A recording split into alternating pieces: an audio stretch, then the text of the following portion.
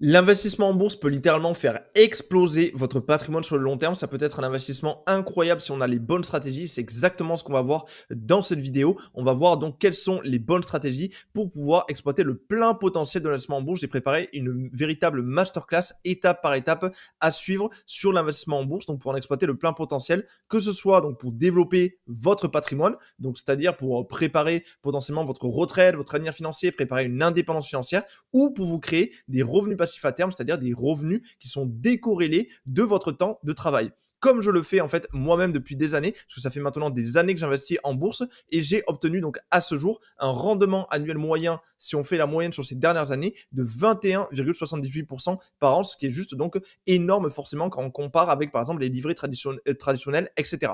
Mais alors, petit disclaimer sur ce rendement avant de commencer cette masterclass. Si tu suis mes vidéos, tu sais que j'essaie toujours d'être le plus transparent possible sur ce qui est possible d'atteindre, sur vraiment les résultats les plus réalistes et sur les risques qu'il peut y avoir aussi sur l'investissement. 21,78%, c'est forcément un très bon rendement, mais il faut dire, j'ai bénéficié d'années qui ont été particulièrement incroyables en bourse. J'ai bénéficié notamment du rebond après Covid. J'ai bénéficié donc en 2020-2021. J'ai bénéficié aussi de l'année 2024 au moment où j'enregistre cette vidéo, là où il y a eu des rendements énormes qui ont fait significativement augmenter donc la moyenne, le rendement annuel moyen de mon portefeuille. Et en plus de cela, dans ce rendement annuel moyen, j'ai une petite partie de l'ordre de 15% en crypto-monnaie. Et comme tu le sais, si tu suis l'univers des crypto-monnaies, elles ont particulièrement explosé aussi sur ces dernières années et donc ça a contribué à faire augmenter ce rendement annuel moyen. Ça reste un très très beau rendement, mais il faut quand même avoir ces éléments en tête et je tiens à être le plus transparent aussi possible là-dessus et on va voir quelle est l'approche que j'ai utilisée donc concrètement dans cette vidéo pour voir en fait la stratégie d'investissement en bourse, l'approche que j'ai utilisée pour atteindre ce type de rendement. Mais juste, donc avant de commencer rapidement, si tu ne me connais pas encore, donc je suis conseiller en investissement financier CIF, je suis certifié par l'autorité des marchés financiers AMF, mais je suis avant tout un investisseur passionné, donc passionné par le monde de l'investissement en général, et le fondateur de l'Académie des investisseurs 3.0, où on accompagne et on forme des personnes à l'investissement pour définir et mettre en place une stratégie d'investissement sur mesure et efficiente pour maximiser les chances d'atteindre ses objectifs financiers sur le long terme. Et également, encore une fois, avant de commencer, un autre petit disclaimer, bien évidemment, investir comporte un risque de perte en capital. J'essaie toujours d'être le plus transparent sur les risques dessus. Et si vous n'avez pas la bonne stratégie pour votre situation, le risque, il est bien réel. C'est-à-dire qu'investir à l'aveugle sans avoir les bonnes stratégies, sans s'être au préalable bien informé ou formé, c'est courir également un vrai risque. Et donc ça, je tiens également à le préciser avant de commencer. Mais on va voir bien sûr aussi dans cette vidéo comment on fait pour minimiser le risque, voire le faire tendre vers zéro. On n'a pas le droit de parler de risque zéro en bourse, c'est interdit, ça serait pas éthique, mais on peut dire qu'il tend vers zéro très concrètement. Donc, on est parti pour cette masterclass sur l'investissement en bourse. Pour la structurer, j'ai essayé de la structurer en répondant à trois grandes questions qui sont au final trois questions que je reçois très souvent, notamment sur les réseaux sociaux. La première question, c'est comment investir, c'est-à-dire quelle est la bonne approche à avoir pour investir. La deuxième question, c'est via quel support et quelle plateforme investir, quels sont les meilleurs supports, les meilleures plateformes pour investir efficacement. Et la troisième question, c'est dans quoi investir tout simplement. Donc, on est parti, on va commencer directement pour pas trop perdre de temps et aller direct à l'essentiel. Comment investir? Quelle est la bonne approche à avoir pour investir? Et cette question, elle est essentielle parce que beaucoup de personnes, ok, ils ont trouvé la meilleure application pour investir, ils ont vu les classements sur Internet, etc. Et maintenant, ils se demandent juste, ok, dans quel titre il faut que j'investisse? Mais avant de sélectionner les titres, il faut savoir la bonne approche à avoir pour investir en bourse. C'est ce qu'on va voir tout de suite. Ce qu'il faut savoir avant tout, c'est que la bourse, c'est un jeu de long terme. Et j'insiste bien sur le mot long terme parce que ça, c'est souvent mal compris. La bourse, je l'ai dit, c'est un investissement incroyable, mais sur le long terme. Alors, on va donner des chiffres concrets pour illustrer qu'est-ce que ça veut dire long terme, court terme, etc. Ces chiffres-là, c'est mes chiffres, c'est ceux que j'utilise moi personnellement. Donc, c'est pas forcément des références de marché, mais c'est comme ça que j'aime bien les définir. Pour moi, court terme, c'est en dessous de 5 ans.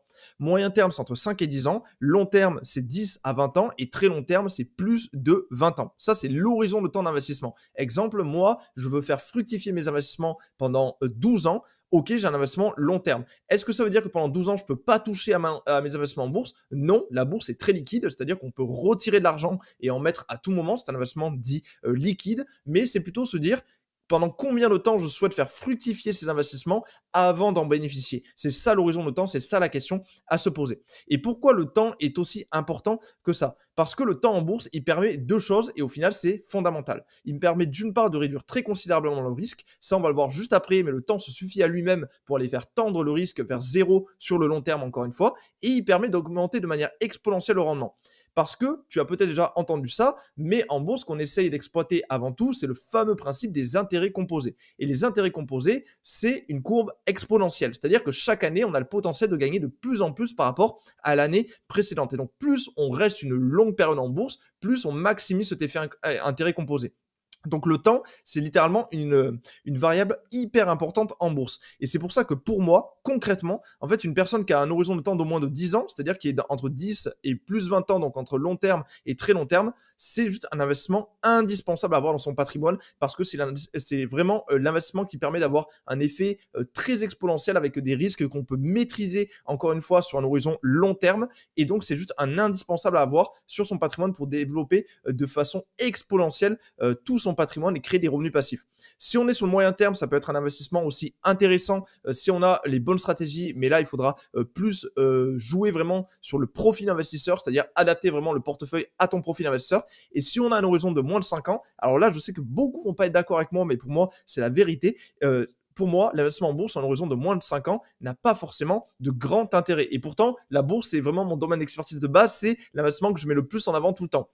Mais en fait, sur un horizon de moins de 5 ans, pour moi, on n'a pas assez de temps. Par exemple, si on investit sur 2 ans, on n'a pas assez de prédictibilité sur 2 ans. Et du coup, on va devoir trop sécuriser le portefeuille parce qu'avant tout, ce qu'on veut quand on investit, c'est pas perdre d'argent. On n'investit pas l'argent qu'on est prêt à perdre. Je déteste cette phrase. Je dis toujours juste, n'investissez que l'argent dont vous n'avez pas besoin sur le court terme. Et si on investit sur 2 ans, au final, les rendements qu'on pourra atteindre sans prendre de risque, encore une fois, ils seront pour moi assez faibles et ça ne vaudra pas le coup en fait d'aller en bourse vs d'autres types de placements. Sauf exception que je mets à ça, si on a un gros capital de départ. Parce que forcément, si on a d'entrée un gros capital, on a du gros levier, alors même si on arrive à avoir un rendement qui est déjà moyen mais qui n'est pas excellent, ça aura un gros impact parce qu'on a d'entrée du levier sur un horizon de moins de 5 ans.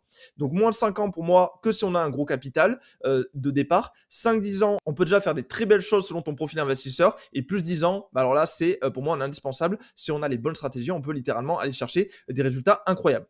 Et on va illustrer ça tout de suite sur ces deux aspects, sur le risque, comment le temps permet de diminuer le risque et comment le temps permet d'augmenter le rendement. Donc ici, étude très concrète de Schroders. Cette étude, elle a été faite donc entre 1871 et 2020. Donc comme tu peux le voir, l'échantillon, il est assez grand. C'est sur carrément 150 ans ici qu'on prend donc l'échantillon. Et en fait, elle observe le risque de perdre de l'argent en bourse en fonction de notre horizon de temps d'investissement. Donc, qu'est-ce qu'on peut constater ici? Une personne en moyenne sur cet échantillon qui aurait investi sur le S&P 500, donc ici sur l'indice américain, sur une période d'un mois, elle aurait eu 39,3% de chances de perdre de l'argent. Donc, c'est quand même élevé, 4 chances sur 10 quasiment de perdre de l'argent. Si on arrive sur une période de 3 ans ici, sur une période de 3 ans d'investissement, il y a plus que 22,1% de chances de perdre de l'argent historiquement. Donc, de perdre du capital clairement sur ces investissements. C'est-à-dire que moins de 1 personne sur 4 sur un horizon de 3 ans perd de l'argent. Ici, on ne parle pas de portefeuille optimisé, diversifié ou pas, parce que forcément, il y a d'autres moyens de faire diminuer le risque en diversifiant son portefeuille, etc. Mais là, c'est juste de base sur les statistiques globales. Et en fait, si on continue, on voit que ce risque, il est forcément décroissant avec le temps et qu'en fait, sur un horizon de 20 ans historiquement, il n'y a que 1 personne sur 1000 qui court un risque de perte sur 20 ans, d'après les données historiques encore une fois, parce que aussi, il faut le dire, les performances du passé ne préjugent pas des performances du futur, mais c'est quand même un échantillon très long sur l'investissement en bourse pour se rendre compte que sur un horizon de 20 ans, on n'est plus qu'à 1 personne sur 1000 qui court un risque de perte, et cela peu importe le portefeuille. Et donc, si on combine non seulement un horizon de temps long, donc au moins 10 ans comme je disais ici, où déjà de base le temps se suffit à lui-même pour avoir très peu de risques de perte, et en plus qu'on a une bonne stratégie de diversification, d'optimisation du portefeuille, où on va investir sur des entreprises, des actifs décorrélés, des entreprises du monde entier, de zones géographiques différentes, de secteurs différents, alors le risque il tend vers zéro. Encore une fois, je ne peux pas dire risque zéro, ça serait pas éthique professionnellement, on n'a pas le droit de le dire, mais le risque tend clairement vers zéro quand on optimise ces deux éléments, le temps et la diversification. Également sur l'aspect rendement. Ça, c'est le S&P 500, donc l'indice américain, c'est-à-dire la bourse américaine. C'est un indice de référence pour représenter la bourse américaine sur globalement les 25 dernières années. Ce qu'il faut se rendre compte, c'est que la bourse, c'est cyclique. C'est-à-dire c'est des cycles qui se répètent en continu. Il y a eu de nombreuses crises et il y en aura encore plein d'autres. Ça, on peut l'assurer. Quand est-ce qu'il y aura ces crises? Moi, je sais pas, j'ai pas de boule de cristal. Par contre, je sais juste que ça, j'en suis sûr, il y en aura plein d'autres encore des crises. En 2000, on a eu la bulle Internet. En 2007-2008, il y a eu la fameuse crise des subprimes qui a clairement mis un énorme coup à l'économie, qui a mis du temps à s'en remettre. Et en 2020, on a eu la crise du Covid, la pandémie du Covid qui a mis l'économie mondiale à l'arrêt. Eh ben, si on regarde sur un horizon de 25 ans, ça c'est le S&P 500, comme on peut le voir, ces petites crises sur un horizon, quand on dézoome, elles ne représentent pas grand-chose. Parce qu'une personne qui aurait investi au pire moment, juste avant la bulle Internet ici, si elle a tenu son investissement pendant 25 ans, aujourd'hui elle est ici. C'est-à-dire qu'elle a fait concrètement 673%. Donc ce qui est quand même énorme aussi sur cet investissement. Pareil, une personne, pas de chance, elle investit juste avant l'annonce du Covid, du confinement, etc. ici. Ok, là donc elle se tape un gros creux, c'est-à-dire que sur le court terme, là elle perd de l'argent, il y a un risque de perdre sur le court terme, encore une fois, mais si elle a tenu juste 4 ans, elle a gagné énormément d'argent. Tout est relatif, hein, ça dépend ce qu'on attend par énormément, mais en tout cas elle a eu un très beau rendement là sur un horizon de 4 ans. Même un excellent rendement où on a eu, comme on peut le voir, c'est là les fameux pics que je parlais tout à l'heure sur mon portefeuille dont j'ai pu profiter. En fait, j'ai beaucoup investi moi particulièrement pendant cette phase-là, donc ici, et donc j'ai profité de cette phase-là, et aussi j'avais pas mal investi ici, et j'ai profité de cette phase-là. C'est pour ça que le rendement annuel moyen de mon portefeuille est quand même un peu gonflé grâce à ces deux phases qui ont été particulièrement très fructueuses pour l'investissement en bourse. Et en fait, comme on peut le voir, quand on dézoome sur la situation, quand on a un investissement qu'on a un horizon vraiment long terme, alors le court terme n'a plus trop d'impact. S'il va y avoir des crises, au final, ça n'a plus trop d'impact. Ce qui compte, c'est exploiter avant tout cette tendance long terme. Parce que tant qu'il y aura des entreprises qui continuent de faire des bénéfices, de créer de la valeur, tant que l'économie sera en croissance, il y aura toujours cette tendance long terme. Et c'est ça qu'on essaye d'exploiter en bourse quand on fait bien les choses, quand on a une bonne stratégie d'investissement. Donc le temps, ça permet de diminuer le risque, comme on peut le voir ici, et d'augmenter significativement les perspectives de rendement. C'est pour ça qu'on dit toujours, en fait, le meilleur moment pour investir, c'était hier, le second meilleur, c'est aujourd'hui. Ça, c'est une phrase qui est très souvent dite en investissement, que tu as peut-être déjà entendu, et l'investissement long terme, c'est notamment très prôné également par Warren Buffett, qui est juste ici, qui est, si tu ne le connais pas, une légende littéralement de l'investissement en bourse, multimilliardaire, qui exploite vraiment le plein potentiel de la bourse depuis des décennies. Donc le meilleur moment pour investir, c'était hier, le second meilleur, c'est aujourd'hui. Pour le représenter, on va prendre un exemple très concret. Imaginons une personne qui investit 350 € par mois pendant 20 ans à 10% de rendement annuel moyen. Pourquoi 10% 10%, c'est parce que c'est le rendement annuel historique de la bourse américaine depuis des décennies. Donc c'est-à-dire, là, la bourse américaine, ce graphique, c'est en moyenne plus de 10% par an de croissance. Si on fait une moyenne sur toutes les années. Cette personne, déjà, elle aurait atteint un très beau capital. Parce que sur 20 ans, elle aurait atteint 240 555 € en investissant pendant 20 ans 350 € par mois. Au total, elle aurait en fait investi 84 000 €, comme on peut le voir ici, et elle aurait généré 156 555 € d'intérêt avant impôt. Parce qu'il y a l'aspect impôt dont on parlera également après. Il faut le prendre en compte. Maintenant, imaginons cette personne, elle a commencé à investir à 30 ans, et en fait, elle avait déjà conscience de l'importance d'investir depuis des années, depuis même ses 25 ans, mais elle a mis du temps parce qu'elle se disait, oui, j'attends 30 ans, quand j'aurai une situation vraiment très stable, etc., avant d'investir. Cette personne, si elle avait commencé à investir 5 ans plus tôt, à 25 ans, dès qu'elle a pris conscience de l'importance de l'investissement, elle aurait atteint, avec le même investissement de 350 € par mois, donc en investissant pendant 25 ans, 5 petites années de plus, 413 058 €. Donc là, on a une différence de 172 500 €. Et ce qu'on peut voir, c'est que la différence, elle se marque surtout sur les intérêts, où là, on est à 156 000 € d'intérêts générés sur 20 ans et à 308 000 € d'intérêts générés sur 25 ans. C'est-à-dire qu'en 5 ans, en fait, les intérêts qu'on a générés, ils ont quasiment doublé en 5 ans. Parce que la bourse, c'est exponentiel. Les intérêts composés sont exponentiels. C'est-à-dire qu'on gagne de plus en plus. Et donc, chaque année sans investir coûte littéralement des dizaines de milliers d'euros. Une personne qui a la possibilité d'investir, qui a un horizon de temps long, chaque année où elle n'investit pas, ça lui coûte concrètement des dizaines de milliers d'euros. Ça, c'est le coût d'opportunité. Ici, pour 5 ans de différence, ça lui a coûté 172 500 € de différence. C'est juste énorme, en fait, ce qu'on peut avoir comme différence, et c'est pour ça qu'on dit toujours, le meilleur moment pour investir, c'était hier, le second meilleur, c'est aujourd'hui. Après, attention, ce que je dis toujours, c'est que il faut aussi commencer à investir quand on est prêt, c'est-à-dire qu'il faut avoir aussi des prérequis à investir. C'est avoir une capacité d'épargne mensuelle, c'est-à-dire ne pas être dans le rouge tous les mois, forcément, pour avoir de l'argent à investir, et 2, avoir déjà une épargne de précaution. Parce que la bourse, moi je dis toujours, il faut encore une fois investir de l'argent dont on n'a pas besoin sur le court terme. Et l'investissement, c'est censé nous apporter que du bénéfice sur le long terme, que améliorer notre vie. C'est pas censé nous pourrir la vie en se rajoutant de la contrainte, en se restreignant sur le court terme. C'est pour ça qu'il faut investir une somme avec laquelle on est à l'aise, qu'on peut tenir sur un horizon long terme, qu'on peut automatiser sur donc un investissement. Donc ça, c'est aussi un petit rappel sur ça. Ok, là depuis tout à l'heure je parle donc d'investissement long terme, mais toi peut-être que tu as déjà entendu pas mal de fois parler de trading, d'investissement du coup plutôt court terme. Et là tu te demandes pourquoi en fait le trading c'est pas rentable, beaucoup de personnes en parlent et il y a beaucoup de personnes qui ont l'image effectivement de l'investissement en bourse avec les fameux graphiques dedans, avec tous les écrans, avec le trader qui a 10 écrans devant lui avec plein de graphiques etc. et qui essaie de faire les meilleurs coups. Alors là, je t'ai mis une statistique concrète, une étude qui a été faite et qui en fait ça, beaucoup de personnes ne savent pas, ne se rendent pas compte de ça. Ici, on se demande quel pourcentage de day traders gagne vraiment de l'argent. Un day trader, c'est quoi? Day trader, ça veut dire un trader journalier, donc quotidien, c'est-à-dire que sur une même journée, il va acheter par exemple un titre, une action le matin, et il va potentiellement la revendre le soir ou l'après-midi, dans le but de faire un bénéfice, de l'acheter au meilleur moment et de la revendre plus cher, pour faire un bénéfice. Eh ben en fait, sur une étude, sur une population de 20 000 day traders ici particuliers, donc des particuliers comme toi et moi, suivis sur une période de 300 jours, donc quasiment un an, 97% au final, ils ont perdu l'argent, 3% ont gagné l'argent, et seul 1% des day traders a gagné l'argent avec régularité. En fait, la grande majorité des traders perdent de l'argent sur le court terme. Et ça, c'est la grosse différence à faire au début, c'est différencier investissement, où l'investissement, c'est des revenus passifs sur le long terme, c'est des stratégies claires, des stratégies élaborées, où sur le long terme, on sait qu'on peut atteindre, donc qu'on peut développer notre patrimoine avec l'investissement via cet horizon long terme avec un bon portefeuille qu'on a optimisé et pour se développer des revenus passifs, tandis que le trading, c'est du court terme, c'est sur des jours ou alors sur des semaines, et c'est des revenus actifs. Qu'est-ce que j'entends par actif? J'entends que le trading, ben en fait, si tu t'impliques pas dedans, si tu mets pas du temps de travail aussi, même s'il y a différentes stratégies en trading, ben alors tu gagneras pas d'argent. Et en fait, la grande majorité des traders particuliers, encore une fois, perdent de l'argent sur le long terme, sur le long terme quand on regarde ne serait-ce que sur un an, alors que comme on l'a vu, bah, la grande majorité des investisseurs, par exemple sur 20 ans, 99,9% gagnent de l'argent et gagnent significativement pas mal d'argent parce qu'on est quand même sur un rendement annuel moyen de 10%. Et ça, c'est la grosse différence à faire, c'est de ne pas voir l'investissement en bourse comme du court terme, comme du trading.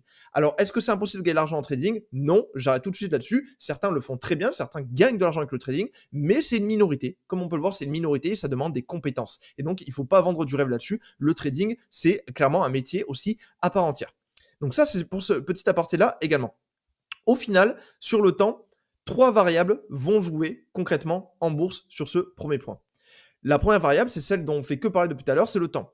Ça, c'est la plus simple à exploiter. Qu'est-ce que j'entends par la plus simple à exploiter? J'entends qu'au final, si aujourd'hui, il y a une personne de 20 ans, elle a 20 ans et elle veut investir jusqu'à ses 60 ans, donc là, je prends vraiment l'exemple extrême, pendant 40 ans, elle veut investir, même si elle a que 50 € par mois à investir, même si elle se soucie pas de son portefeuille, ben en fait, grâce à l'effet intérêt composé qui est exponentiel, grâce à ce temps, ben elle arrivera quand même à atteindre des beaux rendements juste en exploitant la variable du temps. Et donc, c'est pour ça que le temps, c'est le plus simple à exploiter. Le meilleur moment pour commencer à investir, c'était hier. Le second meilleur, c'est aujourd'hui. La deuxième variable, c'est la somme investie. Là, c'est le levier du capital. Parce que forcément, bah, plus on investit, plus on peut gagner l'argent. Là, j'ai mis 350 € par mois, mais si on double, qu'on passe à 700 € par mois, par exemple, eh ben, ça aurait plus que doublé le capital qu'on aurait atteint. Parce que vu que c'est exponentiel, ben, on aurait gagné plus d'argent encore. Ça aurait fait plus que x2. Et donc, la somme investie va aussi avoir un impact. Mais encore une fois, pour moi, il faut avant tout investir une somme avec laquelle on est à l'aise, ne pas investir trop, parce qu'il faut investir de l'argent dont on n'a pas besoin sur le court terme, investir de l'argent qui n'impacte pas notre qualité de vie sur le court terme. Le but de l'investissement, encore une fois, c'est améliorer notre vie, c'est développer notre patrimoine, développer des revenus passifs, c'est pas nous rajouter des contraintes et c'est pas nous rajouter du stress. Donc, avant d'investir, il faut avoir une épargne de précaution et un budget mensuel à mettre de côté. Et la troisième variable, c'est la performance. La performance, bien sûr, le rendement. Là, on est à 10%. Chaque petit pourcent de performance fait aussi une différence énorme. Le temps a un impact énorme et la performance a également un impact presque autant énorme que le temps. Je dirais que le temps, c'est quand même la variable numéro 1 et en 2, la performance. Et ça, c'est ce qu'on va voir tout de suite sur la performance avec ce deuxième aspect. En fait, chaque petit pourcent de performance a un impact vraiment colossal en bourse et ça, c'est ce qu'il faut comprendre. Les différences entre les investisseurs débutants, VS intermédiaires, VS 100% optimisés, avancés, se chiffre en centaines de milliers d'euros sur le long terme. En fait, pour chiffrer concrètement cette phrase, on va prendre des exemples. Ce qu'il faut retenir avant tout, et c'est ce qu'on verra une fois qu'on aura vu ces exemples, c'est en bourse, ne faites pas les choses à moitié. Et globalement, dans tout l'investissement, c'est ce que je peux recommander, ne jamais faire les choses à moitié. C'est des regrets assurés sur le long terme. Parce que ce que j'entends toujours le plus, c'est pourquoi je ne savais pas ça plus tôt, pourquoi je n'ai pas commencé plus tôt. Parce qu'on a vu sur l'investissement, le meilleur moment pour commencer à investir, c'était hier. Et pareil, sur la façon d'être optimisé avec son portefeuille. Faire les choses à moitié, en investissement, ça paye jamais. Et on va voir ça tout de suite. Ça, c'est le niveau 1 en bourse, que j'appelle, on va dire, allez, le niveau 1. Une personne qui investit, qui a un rendement annuel moyen de 5%. Donc là, cette personne, elle investit 500 euros par mois, ce qui est quand même un bon budget d'investissement, pendant 25 ans. Elle a un horizon de temps long de 25 ans et elle réussit à atteindre 5% de rendement. 5% parce que potentiellement, elle passe par un gestionnaire ou par un conseiller. Elle investit sur un portefeuille vraiment basique qui lui est pas du tout propre, qui est pas du tout optimisé. Et en plus, elle a des frais. Elle ne regarde pas les frais, elle fait pas attention. Elle a des frais de gestion, elle a des frais de courtage importants, etc. Et au final, elle a un rendement net de 5%. En investissant 500 euros par mois pendant 25 ans, cette personne, elle aura atteint 286 000 euros au bout de 25 ans. Ce qui est déjà très bien. Au moins, cette personne, elle a déjà au moins un peu exploité le potentiel de la bourse. Mais attention, c'est 286 000 euros, sachant que les 136 000 euros, ils sont soumis à imposition après, 30% si on est sur compte titre au moment où j'enregistre cette vidéo, avec la flat tax, et 17,2% sur PEA. Alors, ici, c'est 5%. Ok, c'est déjà pas mal, c'est un peu mieux que les livrets d'épargne, etc. Et elle a fait les choses de base, cette personne. Ça, c'est le niveau 1, niveau débutant en bourse. Niveau 2, cette personne, déjà, elle arrive un peu mieux à exploiter le potentiel de la bourse. Cette personne, elle investit également 500 euros par mois sur 25 ans et elle arrive, elle, à atteindre un rendement de 8%. 8%, c'est le rendement annuel historique de la bourse mondiale. Pas la bourse américaine, la bourse mondiale. Donc, elle arrive à atteindre ce rendement moyen de la bourse mondiale. Pas viser celui des États-Unis, mais celui de la bourse mondiale. Parce que déjà, elle a un peu mieux optimisé les frais, elle arrive à investir sur les titres un peu plus adéquats, et elle a regardé, elle s'est un peu renseignée, etc. Elle a pris, par exemple, pour ceux qui connaissent, on le verra après, 2-3 ETF intéressants, et donc, elle a réussi à atteindre 438 636 euros. Donc déjà, pour le même investissement, la différence entre le niveau 1 et le niveau 2, comme on peut le voir ici, elle est colossale. C'est clairement une différence énorme qui se chiffre, comme je le disais plus haut, en centaines de milliers d'euros. Et ça, c'est la différence entre faire les choses à moitié et faire les choses de façon complète en investissement. Et maintenant, si on prend le niveau 3, donc c'est une personne qui investit exactement pareil, 500 euros par mois pendant 25 ans, mais qui, lui, optimise vraiment tous les éléments. Optimise les frais au maximum, optimise la fiscalité pour pas avoir de friction fiscale et pas avoir de friction avec les frais, et choisit les meilleurs titres en bourse, fait le meilleur portefeuille qu'il peut faire par rapport à son profil investisseur, parce qu'il faut toujours adapter. Ben, cette personne, elle peut atteindre un rendement annuel moyen de 11%. Donc, je prends même pas les 21% comme j'ai pu avoir, parce que voilà, encore une fois, j'ai dit que c'était des rendements quand même assez exceptionnels, et moi, je veux jamais mettre en avant plus de rendements de 11-12% qui sont déjà de très bons rendements qu'on peut atteindre. Je parle de 11%. 11%, cette personne, elle aura atteint 686 000 euros. Et en fait, ce qui est énorme ici, c'est de regarder la différence sur les intérêts. Parce qu'au final, ces trois personnes, elles ont toutes investi sur 25 ans, en investissant 500 euros par mois, 150 000 euros au total. Elles ont toutes investi 150 000 euros, ce qui est aussi le plafond du PEA, j'ai même pas fait exprès. Donc, elles auraient potentiellement soit rempli un PEA, soit investi 150 000 euros sur compte titre. Eh ben, sur les intérêts, en fait, cette personne A, avec le même investissement, elle a généré 136 000 euros d'intérêts. Cette personne B, 288 000 euros. Et cette personne C, 536 000 euros. Est-ce qu'on se rend compte ici des différences, à quel point c'est énorme? Et ça, la seule chose qui varie entre ces personnes, c'est pas un niveau de connaissance juste énorme, parce que ça demande pas non plus des connaissances, ça demande pas d'être un expert, un professionnel pour atteindre 11%, ça demande juste la bonne stratégie, donc certes des connaissances, mais juste des connaissances à avoir, à appliquer, les bonnes stratégies, et une fois qu'on les a, qu'on les implémente, on a juste à laisser tourner sur le long terme. Et c'est la différence en investissement, ça vaut aussi en immobilier, etc., entre faire les choses à moitié et faire les choses de façon complète. Donc, comment on fait pour atteindre ce niveau 3? Ça, c'est la question maintenant qu'on va se poser, une fois qu'on en est là. Il y a 3 variables qui vont jouer en bourse sur notre performance, sur ce rendement. En fait, la première variable, ça va être le rendement. Du coup, en fait, là, globalement, quand je parle des 11%, je parle de performance globale, 11% de performance. Le rendement, ça, c'est le rendement global de nos titres. Les frais, ça a beaucoup joué. Et la fiscalité. On va voir tout ça. Sur le rendement, qu'est-ce qui va impacter le rendement? C'est choisir les meilleurs titres financiers, les meilleurs ETF, les meilleures actions, les meilleures crypto-monnaies potentiellement si on l'intègre dedans, etc. Mais à partir d'un certain seuil, plus de rendement égale plus de volatilité et de risque, parce que c'est un couple indissociable. À partir d'un certain seuil de rendement, plus on va augmenter les perspectives de rendement, plus on va augmenter la volatilité potentielle de son portefeuille et donc le risque associé. Ça, c'est un couple indissociable. Donc, on va maximiser le rendement par rapport à ton profil investisseur, c'est-à-dire par rapport à ton horizon de temps, etc. Mais, encore une fois, à partir d'un certain seuil, ça implique aussi plus de volatilité. volatilité et risque, c'est pas toujours risque de perte, ça on le verra plus tard également, mais en tout cas ça inclut d'avoir plus de variations potentielles dans son portefeuille. Donc pour atteindre le niveau 3 en termes de rendement, sans augmenter son risque, la construction et l'équilibrage du portefeuille sont tout autant cruciaux que le choix des titres. C'est-à-dire que là, vu qu'on sait que plus de rendement, ça amène plus de volatilité, plus de risque au fur et à mesure qu'on augmente proportionnellement, ce qui va nous permettre de baisser la volatilité et le risque sans trop impacter le rendement, c'est construire un portefeuille diversifié et équilibré. C'est-à-dire des titres entre eux qui s'emboîtent bien, en quelque sorte, qui sont cohérents entre eux, des choix cohérents de titres pour investir sur les actifs décorrélés, sur des zones géographiques différentes, etc. Ça, c'est sur le rendement. Ensuite, le deuxième aspect, c'est les frais. Les frais, c'est un point crucial à optimiser et pourtant bien trop sous-estimé. Les frais, de nos jours, ils sont partout. Comme tu t'en doutes, quand tu investis via la banque, via des plateformes d'investissement, etc., eux aussi gagnent de l'argent. Et ils en gagnent beaucoup. Alors, comment ils en gagnent? Ils en gagnent via les frais d'entrée et de sortie des plateformes, via les frais de transaction courtage à chaque fois que tu vends ou que tu achètes un titre, via les frais de garde, via les frais de gestion, via ce qu'on appelle le spread, et même quand tu investis sur des ETF et des fonds, via encore les frais de gestion. Donc là, pour optimiser les frais, il est essentiel de choisir les meilleures enveloppes. Par enveloppe, j'entends compte-titres, PEA, assurance vie, etc. Les meilleures banques courtiers, donc les meilleures plateformes pour investir. De se demander s'il vaut mieux investir en gestion libre ou gestion pilotée. Gestion pilotée, c'est-à-dire un professionnel gère pour toi, mais il prend des frais sur ta performance. Gestion libre, tu gères tout seul, mais il n'y a pas de frais. Et bien sûr, choisir les meilleurs titres. Qu'est-ce que j'entends ici par meilleurs titres dans le cadre des frais? J'entends les titres qui ont le moins de frais potentiellement de gestion, si on parle par exemple des ETF. Encore un exemple concret. Si on prend un placement de 400 € par mois sur 30 ans à 8% avec 1,5% de frais de gestion annuels. Ici, au bout de 30 ans, on atteint 426 810 €. Parce qu'on a 8% de base de rendement brut, mais avec moins 1,5% de frais de gestion, ça nous fait un rendement net de 6,5% annuel. Ça nous fait 426 000 €.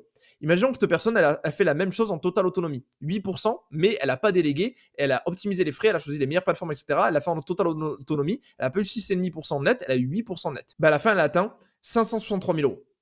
Donc ici, c'est exactement le même investissement, littéralement le même investissement, sans, plus de rendement ou quoi, comme tout à l'heure, mais juste elle a optimisé les frais et il y a une différence de 140 000 €. Ça, c'est la différence sur les frais. Dans la majorité des cas, mis à part pour les banques privées d'élite, vous avez accès aux mêmes produits facilement sans frais. Qu'est-ce que j'entends par là? J'entends que dans la majorité des cas, pour beaucoup de personnes, vous avez intérêt à potentiellement vous former et à passer par la gestion libre. Parce que quand vous déléguez en gestion pilotée à un conseiller, à une banque ou autre, elle va vous prendre des frais de gestion. Et dans la majorité des cas, sauf pour les banques privées d'élite, pour les personnes les plus fortunées, les investissements sur lesquels elles investissent pour vous, vous y avez aussi accès tout seul si vous avez investi en gestion libre. Ça demande juste, encore une fois, un peu les bonnes connaissances, mais c'est exactement ce qu'on est en train de voir maintenant. Le but, c'est vous apporter les connaissances pour pouvoir aussi faire les bonnes stratégies comme ça en totale autonomie. Donc ça, c'est sur les frais. Maintenant, ce troisième point, c'est la fiscalité. La fiscalité, ça peut rajouter une friction énorme pour l'intérêt composé. Parce que quand on est sur compte titre, c'est 30% d'impôt sur les gains réalisés chaque année, annuellement. Et sur le PEA, après 5 ans, c'est 17,2% d'impôt sur les gains retirés. Ça, on le reverra après. Donc, tant que vous n'atteignez pas vos objectifs cibles, vous devez être dans une stratégie d'accumulation et de réinvestissement automatique pour éviter toutes les frictions potentielles. Qu'est-ce que j'entends par ça? J'entends que si vous avez une stratégie d'investissement où vous touchez des dividendes chaque année, où chaque année, vous allez vendre les titres pour en acheter des nouveaux, alors chaque année, vous allez payer votre impôt sur les dividendes que vous percevez, vous allez payer votre impôt sur les gains que vous avez réalisés et que vous avez vendus sur l'année, et donc ça va faire de la friction. Et en plus de ça, vous allez payer cet impôt, et après pour réinvestir les gains, pour faire l'effet intérêt composé, vous allez repayer des frais de transaction sur la transaction. Alors que ce qui est possible, c'est de mettre en place un portefeuille avec un effet capitalisant. C'est-à-dire que c'est un portefeuille où dessus on va mettre en place des automatisations pour que, en fait, les gains que vous générez avec vos titres soient automatiquement réinvestis dans la boucle, sans passer par la case impôt, sans passer par la case frais de transaction. Ce qui va créer un effet boule de neige très important. Et en fait, tant qu'on n'arrive pas à des gros montants, pour moi, on est dans une stratégie d'accumulation, cette boule de neige qui tourne, où on ne paye pas d'impôts, etc., on touche rien, on laisse tourner la boule de neige, et dès lors qu'on veut commencer à profiter de ces investissements, là, on peut commencer à toucher la boule de neige et à retirer de l'argent, ou potentiellement mettre en place une stratégie dividende, etc. Mais au début, pour moi, il faut dire stop aux dividendes, il faut dire stop aux stratégies d'achat-vente court-termistes, c'est-à-dire sur une année, 2 années, etc. Et il faut au contraire jouer sur l'effet capitalisant. Ces 3 éléments, c'est ce qui permet concrètement rendement, frais et fiscalité. Donc par rendement, j'entends le choix des meilleurs titres et l'équilibrage et l'optimisation du portefeuille. Par les frais, optimiser tous les frais qu'on a ici et la fiscalité, mettre en place ces fameuses optimisations et aussi choisir l'enveloppe la plus adéquate pour vous potentiellement, que ce soit PEA, compte titre, ça dépend vraiment, c'est du cas par cas. Ces 3 éléments, c'est ce qui permet d'atteindre le niveau 3 très concrètement. Donc ça, c'était pour ce premier point sur comment investir. Et avant de passer juste au deuxième point, petit aparté pour te dire que concrètement, si tu veux aujourd'hui atteindre le niveau 3 en bourse, si tu as la volonté en fait de te former à l'investissement en profondeur avec les meilleures stratégies, que ce soit en bourse, en immobilier, en fiscalité, et qu'on t'accompagne dans la définition, la mise en place d'une stratégie optimisée sur mesure pour maximiser le potentiel de vraiment tes investissements, pour avoir toutes les meilleures stratégies, pour avoir une vision 360, tu peux réserver un appel totalement gratuit via le premier lien en description de cette vidéo. C'est 100% gratuit. Durant cet appel, on pourra faire un premier diagnostic de ta situation, te donner des éléments concrets de la valeur par rapport à ta situation, par rapport à tes investissements, que ce soit immobilier, bourse, etc. Et dans le pire des cas, tu repars avec de la valeur, on t'a donné des éléments si tu n'es pas intéressé forcément par le programme Investir 3.0 pour qu'on t'accompagne et qu'on te forme sur le sujet de l'investissement. Et dans le meilleur des cas, tu rejoins l'aventure, le programme comme l'ont déjà fait énormément de personnes et on t'accompagne, on te forme pour développer concrètement ton patrimoine et atteindre, maximiser les chances d'atteindre tes objectifs financiers tout en gérant les risques et tout ça en étant accompagné par des experts certifiés. C'est dans le premier lien en description, tu peux réserver un appel, n'hésite surtout pas, on mord pas, c'est avec grand plaisir dans tous les cas pour discuter de toutes les situations, c'est un diagnostic totalement gratuit, ça sera avec plaisir pour échanger. Donc voilà pour ce petit aparté. Maintenant, on va pouvoir continuer direct en passant au point numéro 2 ici. Maintenant qu'on a la bonne approche pour investir, il faut choisir sa plateforme. Donc, via quel support, quelle plateforme on va investir concrètement en bourse. Premièrement, on a plusieurs alternatives. On a soit le compte titre, soit le PEA pour plan épargne action, soit assurance vie PER. Premièrement, on va commencer par le compte titre. Le compte titre, c'est l'enveloppe par défaut pour investir en bourse. Donc CTO pour compte titre ordinaire. C'est l'enveloppe de base quand on veut investir en bourse. C'est celle qui permet d'avoir une offre large et complète d'investissement. On a accès à tous les marchés de toutes les zones géographiques, tous les produits d'investissement. On a accès vraiment à tous les titres possibles. C'est celle qui permet aussi d'avoir les frais en moyenne les plus bas parce que vu que c'est une enveloppe internationale, on a beaucoup d'acteurs, beaucoup de concurrence, beaucoup de compétitivité sur les prix et du coup on a des frais très bas. On peut avoir des comptes titres avec des offres très compétitives. Et c'est celle qui permet d'avoir le plus de fonctionnalités avec le fractionnement de parts, les investissements programmés, beaucoup de choses qui nous permettent vraiment d'optimiser notre gestion de notre portefeuille, d'atteindre des meilleurs rendements. Par contre, en défaut, sur le compte titre, on a une fiscalité basique. C'est-à-dire que c'est la flat tax qui s'applique. C'est-à-dire qu'on est imposé, au moment où je regarde cette vidéo, c'est 30%, mais ça peut évoluer, bien évidemment, cette flat tax, à 30% sur les gains réalisés. Par gain réalisé, j'entends encore une fois qu'à partir du moment où tu vends ton titre, tu appuies sur vendre, tu es imposé sur ta plus-value à 30%. J'ai investi 1000 euros, à la fin de l'année, j'ai 2000 euros, j'ai fait 1000 euros de plus-value. Si je vends, je suis imposé sur ces 1000 euros, 1000 euros x 30%, 300 euros d'impôt. Tant que je n'ai pas vendu, rien à payer. Comme tout à l'heure, stratégie d'accumulation. Ensuite, il faut faire attention aux dividendes parce qu'il peut y avoir potentiellement la double imposition. Selon le pays d'origine du dividende, tu peux avoir une imposition à la source du pays d'où provient le dividende, plus une imposition en France. Ça, c'est des cas spécifiques. On en parlera pas mal dans l'autre vidéo. Aussi, c'est une déclaration annuelle sous compte titre. C'est-à-dire que si tu vends chaque année, si tu perçois les dividendes chaque année sur ta déclaration d'impôt annuel, tu dois déclarer tous tes gains et donc ça rajoute de la charge administrative. Sauf si, encore une fois, pas de gains réalisés parce qu'on a réinvesti automatiquement tous les intérêts. Et ça, c'est vraiment un aspect que je mets énormément en avant sur cet aspect accumulation. Et également, si tu investis via une plateforme étrangère, un compte titre étranger, tu te dois de le déclarer chaque année sur le formulaire 3916, 3916 bis. Ça, c'est aussi un petit rappel sur ce point. Donc concrètement, le compte titre, c'est l'idéal quand on privilégie la performance pure en bourse et qu'on veut tout optimiser. Pour celui qui veut aller chercher les meilleurs rendements avec les frais les plus minimisés possibles, le compte titre, il n'y a pas mieux parce qu'on a le plus large choix possible. Maintenant, dans le compte titre à un autre, il va y avoir des différences énormes parce que tu as des comptes titres qui vont appliquer des frais différents, qui ont des offres différentes, etc.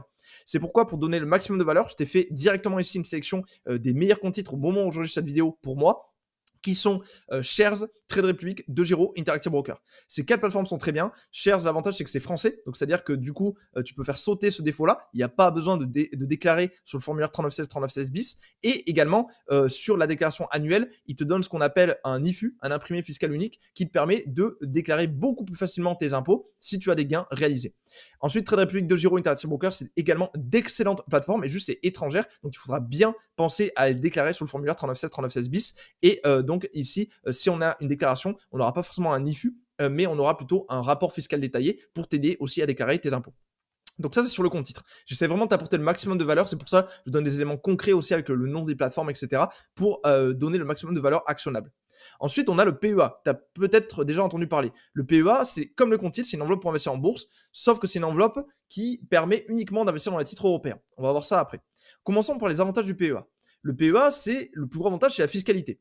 C'est-à-dire qu'au bout de 5 ans de détention, là, c'est vraiment 5 ans sans toucher ton PEA. Attention, 5 ans là où vraiment, là, on ne touche pas au PEA, contrairement au compte titre où, encore une fois, c'est liquide, on peut retirer l'argent, en mettre à tout moment. Ben, ton imposition, elle passe de 17,2% sur les gains réalisés de 30% à 17,2%. Ce qui fait une économie de 12,8% d'impôt sur les gains réalisés. Et sur des gros montants d'investissement, quand on est à des centaines de milliers d'euros de gains réalisés, ça peut représenter une économie substantielle de gains. Maintenant, c'est également une enveloppe capitalisante. C'est-à-dire que sur le PEA, tant que tu ne retires rien, tu n'as pas d'impôt. En fait, ça, c'est la différence en fait, entre le compte titre et le PEA qui est souvent mal compris. Le compte titre, imaginons, je reprends mon exemple de tout à l'heure. J'ai investi 1000 euros, à la fin de l'année, j'ai 2000 euros. Je vends, à partir du moment où je clique sur le bouton vendre, j'ai encaissé ma plus-value de 1000 euros. Cette plus-value, même si elle reste sur ma plateforme, donc par exemple Shares, Tradepublic, de Giro, etc., je dois quand même la déclarer sur ma déclaration d'impôt et je suis quand même imposé dessus, même si elle reste dessus. À partir du moment où j'ai encaissé le gain, qu'il est réalisé, je suis imposable.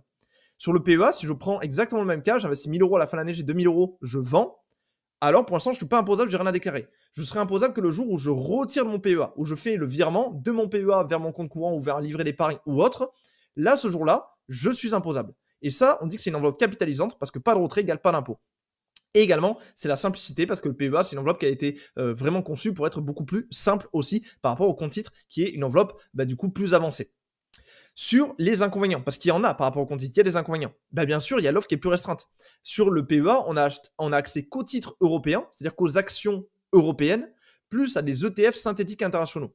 Donc, on ne rentrera pas en détail dans le synthétique, mais en gros, via des ETF, on peut aller investir sur les marchés américains, sur les marchés dans le monde entier, sur les marchés asiatiques, etc. Et ça, c'est quand même un avantage. On peut en fait constituer des bons portefeuilles sur PEA, notamment de par l'existence aussi de ces ETF internationaux, ETF synthétiques internationaux. En moyenne, les frais sur PEA, si on prend les top PEA vs les top comptes titres, les frais sont quand même un peu plus élevés sur PEA en moyenne. Il y a moins de fonctionnalités, plus contraignants. Par exemple, il n'y a pas le fractionnement de parts. C'est-à-dire que ici, sur les plateformes que j'ai pris, il y en a quelques-unes, comme par exemple Shares, Tradepublic, qui ont le fractionnement de parts. Le fractionnement de parts, ça veut dire quoi? Que j'ai pris par exemple ici l'exemple de l'action LVMH. Une action LVMH, au moment où je fais cette vidéo, elle vaut à peu près 650 euros. Si tu es sur PEA, tu veux une action LVMH, tu dois la payer 650 euros. Investir 650 euros dans une seule action, à part si tu as un très gros budget d'investissement, dans une optique de diversification, c'est vraiment pas top. Et pareil pour les ETF, etc. Selon ton budget, il faut s'adapter à cette contrainte du prix. Et donc, ça peut être très handicapant. Alors que sur les comptes titres, on a ce qu'on appelle le fractionnement de parts. Mon action LVMH, elle vaut 650 euros. Si je veux, je peux acheter 10%, 0,1 part d'action LVMH pour 65 euros. Ou je peux même acheter 20 euros d'action LVMH, etc. Et donc ça, c'est un énorme avantage. Ensuite, autre inconvénient pour moi, le PEA, il faut quand même prendre en compte que se baser uniquement sur l'attrait fiscal, c'est pas toujours la meilleure option. Parce que la fiscalité, elle est évolutive dans le temps via notamment les prélèvements sociaux qu'on a vu qui ont augmenté. En fait, ces 30% d'impôts là de base de la flat tax, ils sont composés de 12,8% d'impôts sur le revenu et 17,2% de prélèvements sociaux. Et à la base, les prélèvements sociaux, le 17,2%, qui est donc l'imposition du PEA au bout de 5 ans, ils n'étaient pas 17,2%. Ils étaient bien plus bas que ça. Et en fait, successivement, les gouvernements, ils ont augmenté encore. Et en fait, on se rend compte en fait que la fiscalité, elle peut évoluer en fonction des gouvernements dans le temps et que se baser uniquement sur la fiscalité, ça c'est aussi valable en immobilier, comme je le dis très souvent sur les accompagnements en immobilier, que se baser que sur la fiscalité, c'est pas forcément une bonne chose. Il faut aussi se baser sur les fondamentaux d'un investissement, sur les fondamentaux, ce qui fait un bon investissement en bourse, un bon investissement immobilier, avant de toujours regarder la fiscalité. Et ensuite, autre inconvénient, il y a un plafond de dépôt de 150 000 euros. C'est-à-dire que je ne peux pas déposer plus de 150 000 euros. Et par exemple, on l'a vu tout à l'heure, 500 euros par mois pendant 25 ans, c'est 150 000 euros de dépôt. Donc selon la somme que tu investis, tu pourrais atteindre le plafond. PEA, c'est l'idéal quand on privilégie la fiscalité et la simplicité. Le compte titre, on a vu que c'était donc la performance pure et quand on veut tout optimiser. Le PEA, c'est la fiscalité et la simplicité. Pareil, une section de top PEA qui est actuellement. Donc au moment où j'enregistre cette vidéo, les 3 PEA disponibles top qui sont pas mal, c'est Fortuneo, Bourse Direct, Boursobank. Mais également, en fait, on a parmi les comptes titres, donc qui sont ici parmi les courtiers, beaucoup de plateformes qui vont se développer ou qui sont en train au moment où j'enregistre cette vidéo, se développer sur le secteur des PEA et qui vont arriver ou qui sont déjà arrivés au moment où j'enregistre cette vidéo, donc en 2024-2025, avec notamment Interactive Brokers, Shares et Tradepublic qui proposent ou vont proposer leur PEA bientôt. Et donc ça, c'est les top PEA pour moi qu'il y a sur le marché actuellement. Il y en a aussi d'autres des très bien, mais voilà, je sélectionne vraiment les meilleurs où j'ai les meilleurs retours d'expérience, où moi je connais bien les frais par cœur, etc. pour te donner le plus de valeur possible. Et ensuite, il est aussi possible d'investir en bourse via une assurance vie ou un PER, mais là, c'est deux enveloppes distinctes, pas celles qu'on va privilégier au début, quand on veut du moins privilégier vraiment la performance pure en bourse, quand on va aller optimiser son portefeuille, qu'on va atteindre le niveau 3 comme on a vu ici. Mais dans certains cas spécifiquement, ça peut être intéressant, notamment dans des cas de diversification sur l'assurance vie, d'optimisation fiscale, de transmission, etc. Ça peut être intéressant et on verra tous les détails dans une prochaine vidéo. Ça, c'est quelque chose qu'on fait aussi. Il faut avoir toujours cette vision 360, connaître tous les enveloppes, tous les types d'investissement pour vraiment connaître qu'est-ce qui est le plus adéquat par rapport à ta situation. Donc ça, c'est pour ce deuxième point sur via quel support investir. Et maintenant, pour terminer, dans quoi investir concrètement? Dans quoi investir une fois que j'ai ma plateforme et que j'ai la bonne approche pour investir en bourse? Premièrement, tu as les ETF qui peuvent être un très bon produit d'investissement. Un ETF, c'est quoi? C'est un gros panier d'actifs, d'actions, obligations. Exemple, ETF S&P 500. Je prends l'ETF S&P 500, c'est le classement des 500 plus grosses entreprises américaines. Apple, Tesla, Amazon, McDonald's, etc. J'investis 100 euros dans un ETF S&P 500, mais 100 euros ils sont répartis entre les actions de toutes ces entreprises. Ça va acheter, pour exemple, je dis des chiffres vraiment au hasard, 5 euros l'action Apple, 4 euros l'action Amazon, 3 euros l'action Tesla, 2 euros l'action McDo, répartis entre les 500 actions. Ça me permet donc d'avoir une diversification rapide entre beaucoup d'entreprises, d'avoir des frais en moyenne assez bas si on sélectionne les bons ETF, et d'avoir un socle passif de qualité. Qu'est-ce que j'entends par socle passif? En tout ce qu'on met dans la catégorie ETF, en général, les ETF, c'est plutôt du passif, et donc on appelle ça un socle passif de qualité. Il y a plusieurs catégories d'ETF à aller exploiter. Il y a les ETF obligataires, qui sont plus sécuritaires, qui vont être des paniers d'obligations, avec par exemple des ETF sur des paniers d'obligations américaines, sur les obligations d'entreprise. Les ETF indexés sur les matières premières, comme l'or, etc. Les ETF sur l'action géographique, avec du coup, par exemple, le MSCI World, qui rassemble les 1500 plus grandes entreprises mondiales, Stock 600, les 600 plus grandes entreprises européennes. ETF sur l'action sectorielle, c'est-à-dire investir sur les plus grandes entreprises dans le monde dans le secteur du luxe, de la santé, de l'IA, etc. ETF Smart Beta, c'est-à-dire là c'est plus spécifique, on y reviendra plus tard dans une autre vidéo, mais ils sont très utilisés, moi j'utilise pas mal notamment, et aussi des ETF Small Caps, etc. Donc on a plusieurs catégories d'ETF, et quand on débute, moi j'encourage toujours à se diriger en priorité vers les ETF, parce que ça peut présenter de très bons avantages. C'est pas un outil magique non plus, mais quand on débute, c'est celui qui peut permettre de rapidement avoir les meilleurs portefeuilles les plus adéquats. Et donc ça, c'est très utilisé, notamment pour construire ce qu'on appelle un socle passif de qualité. Ensuite, on a les actions de qualité en deuxième. Je mets bien de qualité parce que les actions, quand on investit sur les actions et pas sur les ETF, quand on investit sur des entreprises individuelles, ça nécessite cette fois de faire de l'analyse. Un ETF, on peut l'analyser en plusieurs critères, mais ça reste un indice global. Alors qu'une entreprise, quand on investit sur une entreprise individuellement, eh ben, cette entreprise, il faut bien l'analyser parce qu'on investit, il faut bien l'analyser, ça demande des compétences un peu plus poussées, ça demande de pouvoir analyser les fondamentaux de cette entreprise pour sélectionner uniquement des actions de qualité, parce que c'est pas pareil que sur les ETF. Ici, on parle d'actions individuelles quand j'investis sur une entreprise spécifiquement.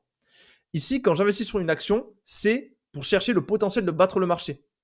Il faut savoir que 90% ne le font pas. C'est-à-dire que 90% de ceux qui cherchent les meilleures actions pour battre le marché, battre les meilleurs ETF, ils n'y arrivent pas. 90%. Maintenant, il y en a quand même qui arrivent, 10%.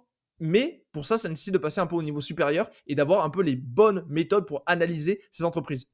Ces bonnes méthodes, ça passe notamment par ce qu'on appelle une analyse stratégique des entreprises, une analyse de la profitabilité, la croissance d'entreprise, vérifier que ces entreprises elles ont une bonne profitabilité, une bonne croissance, de la structure financière de ces entreprises, valider la structure financière et la valorisation pour acheter au bon prix, au bon moment. Là, ça demande plus d'analyse quand on passe à des actions de qualité comme ça. Et ça, c'est pour constituer ce qu'on appelle un socle actif de qualité. Ici, avec les ETF, on fait un socle passif de qualité, un socle actif. Et dans un top portefeuille, ce qu'on fera potentiellement, c'est mettre du coup un socle passif toujours majoritaire avec les excellents ETF, les meilleurs ETF qui vont le mieux entre eux, et un socle actif avec des très bonnes actions de qualité qui vont bien entre elles, adaptées à ton profil investisseur. Ensuite, je le compte toujours dedans. C'est vrai que beaucoup le mettent comme une classe d'actifs à part, et c'est une classe d'actifs à part, mais moi, des fois, quand j'élabore des portefeuilles, et quand on élabore des portefeuilles avec les membres, des fois, les cryptos, on les compte dedans dans la répartition globale du portefeuille. Par exemple, on peut dire, sur mon portefeuille, je vais mettre 10%, 5%, 15% en crypto-monnaie, et donc, on peut le compter dans ses placements financiers. Les crypto-monnaies, c'est une classe d'actifs différente qui est plus récente. Ça a un potentiel de performance, ça, c'est des avantages qui peuvent être très importants. Mais forcément, qui dit potentiel de performance plus important dit risque, qui est beaucoup plus important si on ne le maîtrise pas bien. Donc là, il faut bien maîtriser le risque. Et on peut exploiter potentiellement le potentiel de cet écosystème. C'est-à-dire que je ne rentre pas dans les détails, mais avec les cryptos, il y a des moyens supplémentaires pour les générer des intérêts par-dessus ces crypto-monnaies, notamment avec tout ce qui est stacking et en exploitant le potentiel de la DeFi. Donc là, je dis des termes un peu spécifiques, mais voilà, c'est pour te donner aussi un peu de valeur sur ce qui est un peu possible d'exploiter. Là, dans ces cas-là, on a plusieurs types, pareil, de crypto-monnaies, hein. On a les big, que j'appelle, c'est Bitcoin et Ethereum. Pour moi, c'est les deux leaders du marché et c'est les deux grosses qui tirent tout l'écosystème. Ensuite, on a les stablecoins. Stablecoins, par exemple, c'est des monnaies, si je prends l'USDT, c'est des crypto-monnaies qui sont indexées sur la valeur d'une monnaie réelle. L'USDT, en fait, ça suit le cours du dollar réel. Ça permet d'investir en crypto, mais en même temps d'avoir un cours qui est indexé sur une monnaie plus stable. On a les small mid crypto, ça c'est les plus petites cryptos et plus de moyennes crypto. Là, il y en a des milliers, très clairement, différents projets en crypto-monnaie. Et ensuite, on a les shitcoins, ça c'est les crypto-monnaies qui n'ont pas de valeur intrinsèque, qui n'ont pas vraiment de valeur et que c'est surtout de la spéculation. Beaucoup de gens qui vont spéculer dessus. On appelle aussi les shitcoins, etc. Ça c'est pour les crypto-monnaies. Et ensuite, en fait, ce qui est essentiel, une fois qu'on a toutes ces catégories en tête, donc là, j'ai mis donc, les ETF, actions de qualité, crypto-monnaie. Il existe d'autres catégories d'actifs qu'on peut aller exploiter en bourse, mais là, c'est vraiment les principales pour faire un très bon portefeuille qu'on peut exploiter potentiellement. ETF, actions de qualité et crypto-monnaie selon les profils. On ne met pas des crypto-monnaies pour tout le monde selon les profils, etc. Ça dépend des appétences de chacun, même si ça peut être un très bon investissement pour diversifier et dynamiser un portefeuille.